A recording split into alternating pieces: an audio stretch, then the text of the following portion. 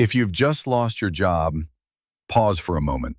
Not to plan, not to panic, just to breathe.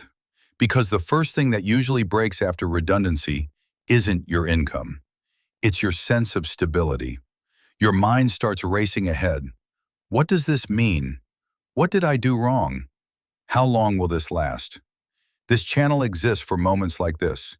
Not to hype you up, not to rush you forward, but to help you think clearly again when everything feels uncertain.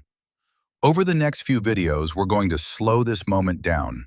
We'll talk about identity, about shame, about fear, about structure when structure disappears.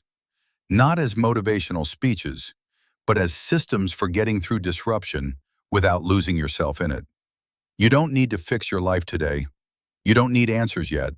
You just need a place to stand. This is that place. Start with the next video. It covers the first 24 hours, what actually matters and what absolutely doesn't. Remember, you are not broken. You are between versions. Follow the protocol guide, systems that work.